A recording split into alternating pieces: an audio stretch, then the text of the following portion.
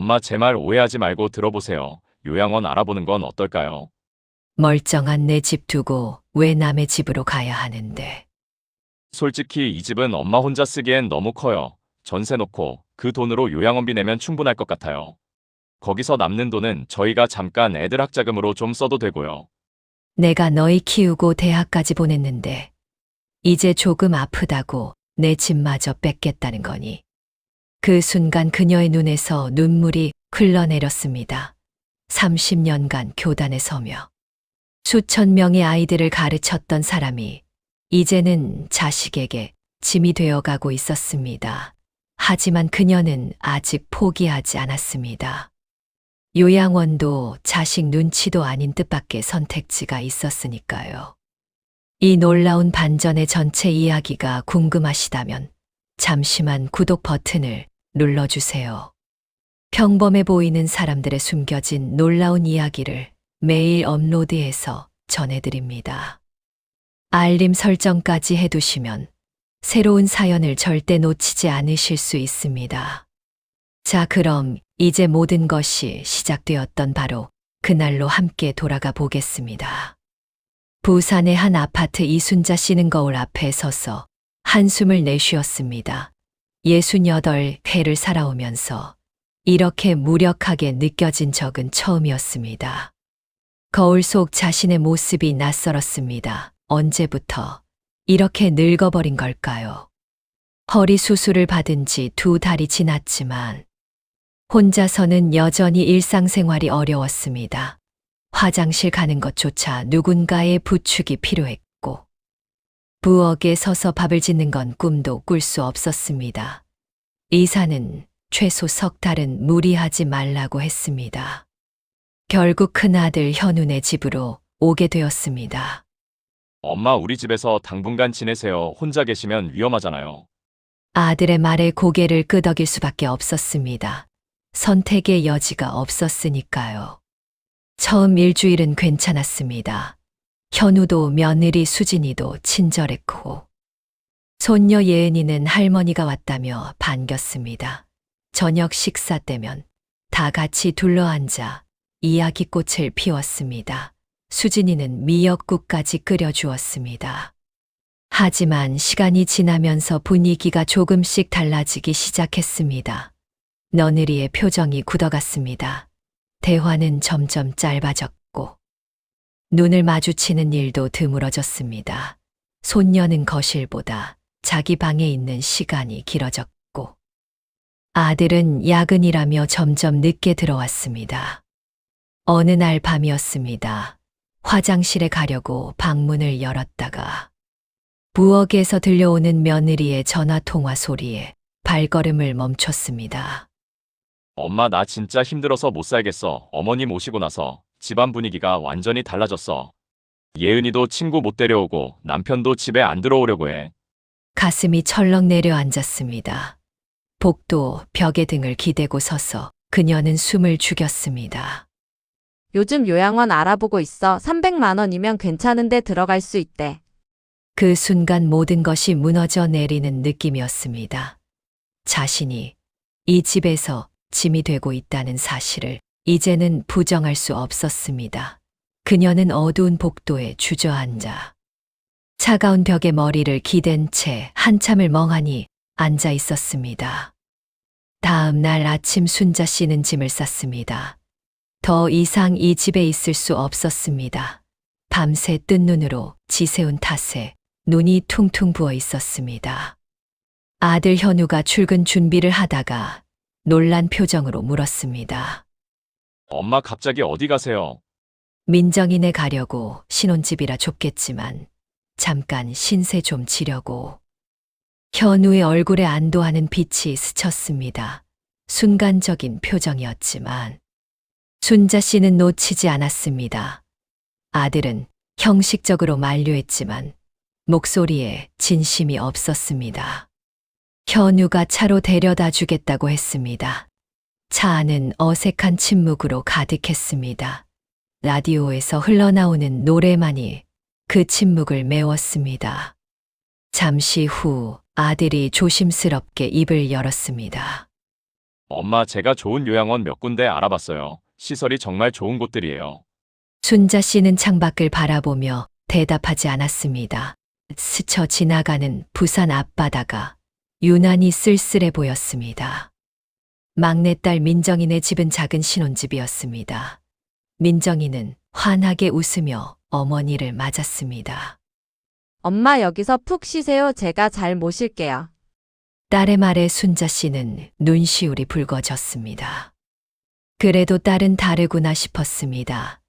민정이는 저녁마다 따뜻한 국을 끓여주었고 허리 찜질팩도 사다 주었습니다.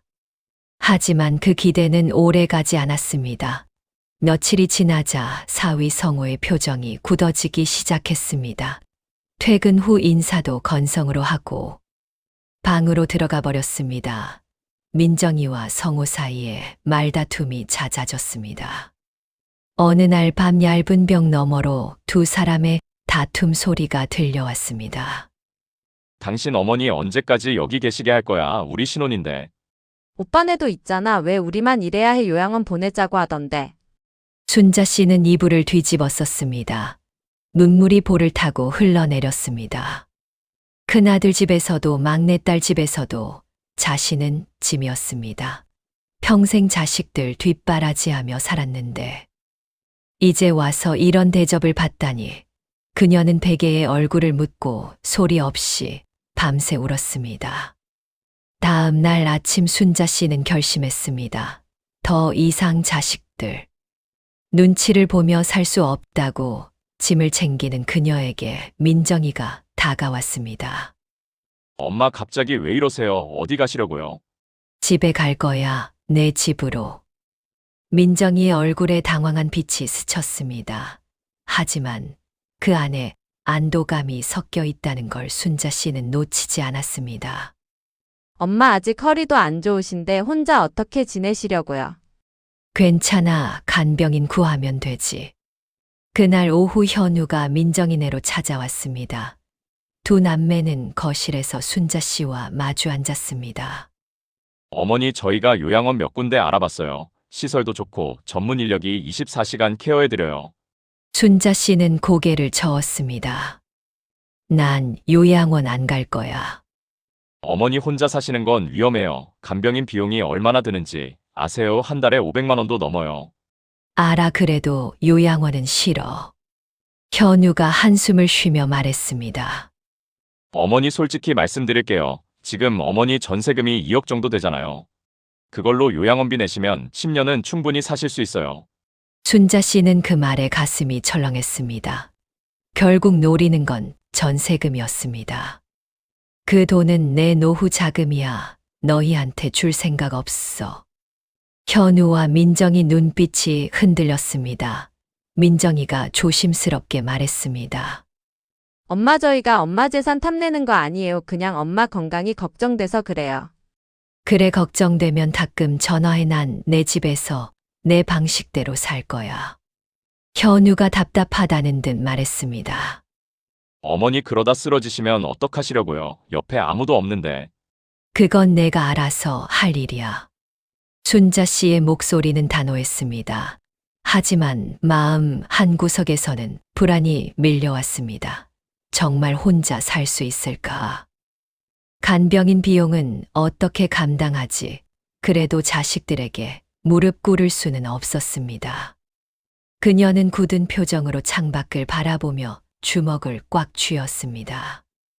그렇게 순자 씨는 자신의 집으로 돌아왔습니다.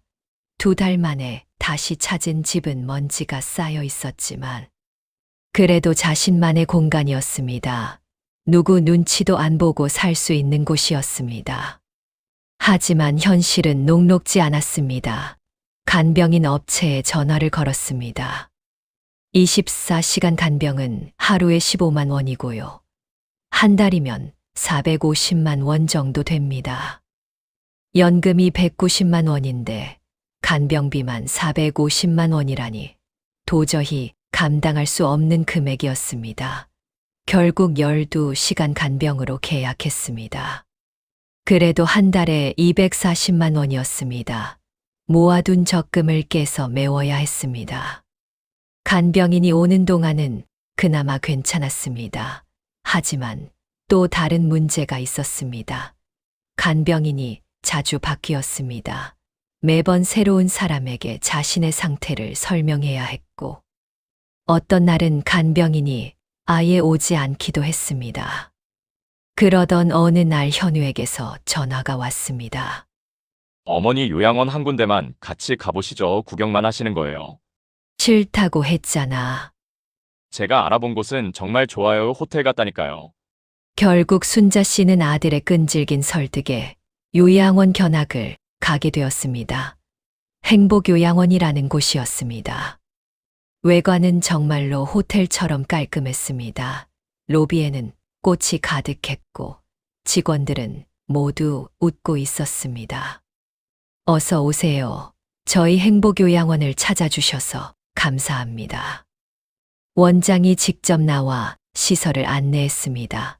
넓은 방, 깨끗한 화장실, 다양한 프로그램이 있는 활동실까지 모든 것이 완벽해 보였습니다.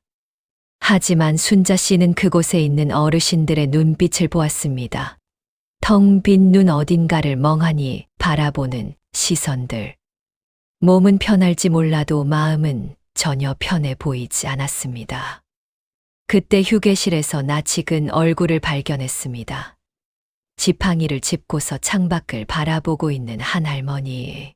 순자 씨는 그 자리에서 얼어붙었습니다. 30년 전 담임을 맡았던 반 학부모 박말순 할머니였습니다. 선생님, 정말 선생님 맞으세요. 박말순 할머니가 순자 씨를 알아보았습니다. 할머니는 지팡이를 짚고 천천히 다가왔습니다. 할머니, 여기 계셨군요. 어떻게 지내세요? 원장이 자리를 비켜주었고 두 사람은 휴게실 구석에 앉아 이야기를 나눴습니다. 박말순 할머니는 주변을 살피더니 작은 목소리로 말했습니다. 선생님까지 여기 오시게 된 거예요. 아니요, 아직은 구경만 온 거예요. 여기 생활은 어떠세요? 할머니는 한숨을 쉬었습니다. 처음엔 괜찮았어요. 깨끗하고 밥도 잘 나오고. 그런데 자식들이 점점 안 오더라고요. 처음엔 일주일에 한 번씩 왔는데 이제는 명절에도 잘 안 와요. 순자 씨는 가슴이 먹먹해졌습니다. 그리고 여기 생각보다 감옥 같아요. 모든 일과가 정해져 있어요. 몇 시에 일어나고, 몇 시에 밥 먹고, 몇 시에 자고. 내 마음대로 할 수 있는 게 하나도 없어요. 할머니의 눈에서 눈물이 흘러내렸습니다. 선생님, 제발 여기 오지 마세요. 아직 선택권이 있으실 때 다른 방법을 찾아보세요. 순자 씨는 할머니의 손을 꼭 잡았습니다. 그리고 마음속으로 다짐했습니다. 절대로 요양원에는 가지 않겠다고. 집으로 돌아온 순자 씨는 밤새 고민했습니다. 요양원은 싫고 간병인 비용은 감당이 안 되고 자식들에게 의지할 수도 없었습니다. 도대체 어떻게 해야 할까요? 다음 날 순자 씨는 휠체어를 타고 주민센터를 찾았습니다. 복지 관련 정보를 얻기 위해서였습니다. 선생님, 오랜만이에요. 주민센터 직원 김 씨가 반갑게 인사했습니다. 순자 씨가 교사로 일할 때 학부모였던 분이었습니다. 혹시 노인복지 서비스 자료 좀 볼 수 있을까요? 그럼요. 그런데 다리는 어떻게 된 거예요? 허리 수술했어요. 아직 혼자 생활이 힘들어서요. 김 씨는 게시판으로 순자 씨를 안내했습니다. 거기에는 LH 고령자 복지주택 입주자 모집이라고 적힌 포스터가 붙어 있었습니다. 순자 씨는 그 포스터를 보며 눈이 커졌습니다. 고령자 복지주택이요. 이게 뭔가요? 김 씨가 안내 책자를 가져왔습니다. 65세 이상 어르신들을 위해 국가에서 지은 임대주택이에요. 월세가 아주 저렴하고 어르신들 편의시설이 잘 갖춰져 있어요. 순자 씨는 책자를 자세히 읽어보았습니다.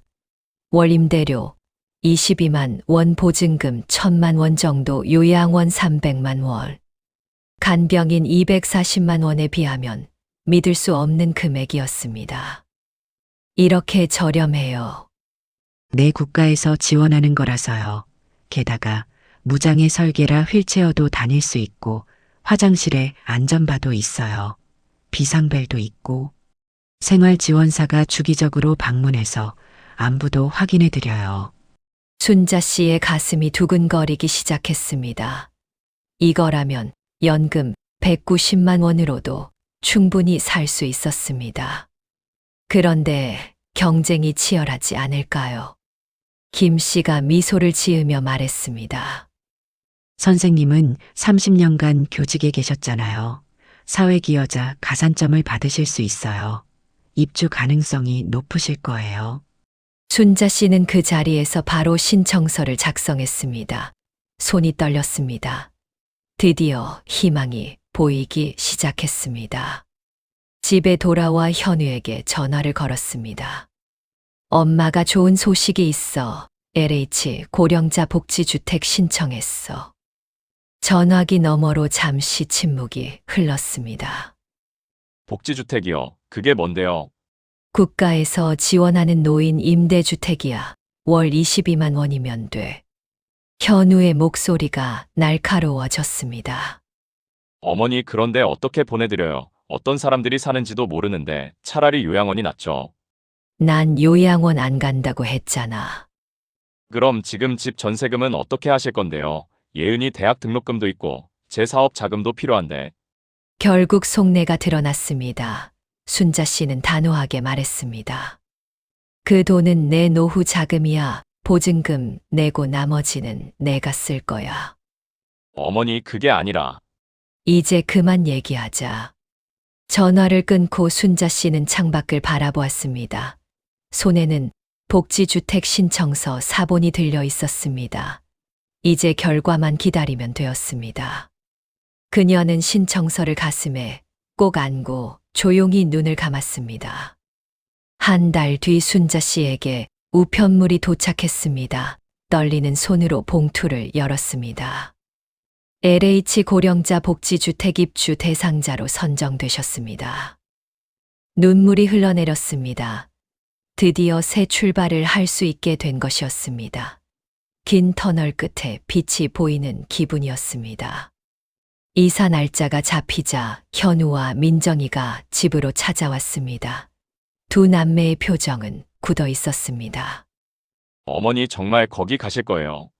그래, 다음 주에 이사야. 민정이가 눈물을 글썽이며 말했습니다. 엄마, 저희가 잘못했어요. 엄마 힘드신 거 모르고 저희 사정만 생각했어요. 현우도 고개를 숙였습니다. 어머니, 죄송합니다. 제가 욕심이 많았어요. 순자 씨는 두 자녀를 바라보았습니다. 미운 마음도 있었지만 평생 키워온 자식들이었습니다. 괜찮아, 너희도 다 사정이 있었겠지. 근데 엄마는 이제 엄마 인생을 살고 싶어. 현우가 조심스럽게 물었습니다. 전세금은 어떻게 하실 건데요? 순자 씨는 단호하게 말했습니다. 보증금 1,000만 원 내고 나머지 1억 9천만 원은 내 이름으로 된 통장에 넣어둘 거야. 그 돈으로 나 죽을 때까지 살아야 해. 두 남매는 아무 말도 할 수 없었습니다. 이사 날이 되었습니다. 복지주택에 도착한 순자 씨는 깜짝 놀랐습니다. 생각보다 훨씬 좋았습니다. 넓은 거실과 안방, 깨끗한 화장실에는 튼튼한 안전바가 설치되어 있었습니다. 현관문 옆에는 비상벨이 있었고, 복도는 휠체어가 다닐 수 있게 넓었습니다. 같은 층에 사는 이웃들이 인사를 왔습니다. 비슷한 또래의 할머니, 할아버지들이었습니다. 어서 오세요. 저는 옆집 사는 김옥순이에요. 우리 이웃끼리 잘 지내요. 반갑습니다. 이순자예요. 순자 씨는 오랜만에 따뜻한 기분을 느꼈습니다. 이곳에서는 누구 눈치도 볼 필요가 없었습니다. 모두가 비슷한 처지였기에 서로를 이해했습니다. 그녀는 창가에 서서 밖을 내다보았습니다. 새로운 삶이 시작되고 있었습니다. 가슴 한켠에 작은 설렘이 피어올랐습니다. 1년이 지났습니다. 순자 씨의 허리는 완전히 회복되었습니다. 이제는 휠체어 없이도 혼자 걸을 수 있게 되었습니다. 복지주택 생활은 생각보다 훨씬 좋았습니다. 같은 층 이웃들과 매일 아침 공원에서 산책을 했습니다. 일주일에 3번 복지관에서 운동 프로그램에 참여했고, 한 달에 1번 생활지원사가 방문해 건강을 체크해 주었습니다. 무엇보다 좋았던 건 마음이 편해졌다는 것이었습니다. 더 이상 누구 눈치도 보지 않아도 되었습니다. 먹고 싶을 때 먹고, 자고 싶을 때 자고 나가고 싶을 때 나갔습니다. 오롯이 자신만의 삶이었습니다. 현우와 민정이는 한 달에 1번씩 찾아왔습니다. 처음에는 서로 어색했지만 시간이 지나면서 관계가 조금씩 회복되기 시작했습니다. 엄마 여기 정말 좋네요. 공기도 맑고. 그치, 엄마도 여기 와서 10년은 더 젊어진 것 같아. 손녀 예은이도 종종 찾아와 할머니와 함께 시간을 보냈습니다. 요양원에 갔다면 절대로 누릴 수 없는 소중한 일상이었습니다. 어느 날 순자 씨는 복도에서 새로 이사 온 할머니를 만났습니다. 눈이 붉게 충혈되어 있고 어깨가 축 처져 있었습니다. 괜찮으세요? 자식들이 요양원 보내려고 해서요. 그런데 여기가 있다는 걸 알게 되었어요. 순자 씨는 그 할머니의 손을 꼭 잡으며 말했습니다. 잘 오셨어요. 여기서는 우리끼리 서로 돌봐요. 이제 혼자가 아니에요. 1년 전 자신의 모습이 문득 떠올랐습니다. 그때는 모든 것이 막막하기만 했습니다. 하지만 포기하지 않고 방법을 찾았고 결국 새로운 삶을 얻었습니다. 저녁 노을이 창문으로 붉게 들어왔습니다. 순자 씨는 창가에 앉아 따뜻한 차 한 잔을 마셨습니다. 노후는 자식에게 기대는 것만이 답이 아니었습니다. 스스로 준비하고 선택할 때 진정한 행복이 찾아온다는 것을 이제는 알았습니다. 그녀는 미소를 지으며 내일 있을 이웃들과의 산책을 기대하며 조용히 눈을 감았습니다. 복지주택에서의 생활은 순자 씨의 예상을 뛰어넘었습니다. 매주 생활지원사가 방문해 안부를 확인하고 필요한 것이 있는지 물어봐 주었습니다. 1층에는 경로당이 있어서 이웃들과 함께 시간을 보낼 수 있었습니다. 허리도 점점 좋아졌습니다. 석 달이 지나자 지팡이만으로도 걸을 수 있게 되었습니다. 더 이상 간병인이 필요 없었습니다. 어느 날 옥순 할머니가 순자 씨에게 물었습니다. 순자 씨는 뭐 하시던 분이에요? 초등학교 선생님이었어요. 30년 했지요. 그 말에 옥순 할머니 눈이 반짝였습니다. 우리 손주가 요즘 공부를 너무 못해요. 혹시 좀 봐주실 수 있어요? 순자 씨는 웃으며 대답했습니다. 그럼요, 데려오세요. 그렇게 순자 씨는 이웃 손주들에게 한글과 수학을 가르치기 시작했습니다. 아이들의 밝은 웃음소리가 복도에 울려 퍼졌습니다.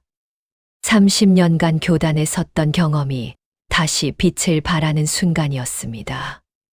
어느 일요일 현우와 민정이가 아이들을 데리고 찾아왔습니다. 손녀 예은이가 순자 씨를 꼭 안았습니다. 할머니 여기 진짜 좋다. 다음에 또 올게요. 현우가 주변을 둘러보며 말했습니다. 어머니 여기 생각보다 훨씬 좋네요. 제가 괜히 반대했어요. 민정이도 고개를 끄덕였습니다. 엄마 행복해 보여서 다행이야. 순자 씨는 자녀들을 바라보며 말했습니다. 너희가 가끔 이렇게 와주는 것만으로도 충분해. 엄마는 여기서 잘 살고 있어. 저녁이 되어 자녀들이 돌아가고 순자 씨는 베란다에 섰습니다. 붉게 물든 노을이 지는 하늘을 바라보며 생각했습니다. 노후는 자식에게 기대는 것이 아니라 스스로 준비하는 것이라고. 그리고 세상에는 요양원만이 답이 아니라는 것을 자신이 직접 증명했습니다. 순자 씨는 미소를 지었습니다. 내일도 아이들이 온다고 했습니다. 가르칠 것이 많았습니다. 그녀의 인생 2막은 이제 막 시작되고 있었습니다. 창밖으로 첫 번째 별이 반짝이기 시작했습니다.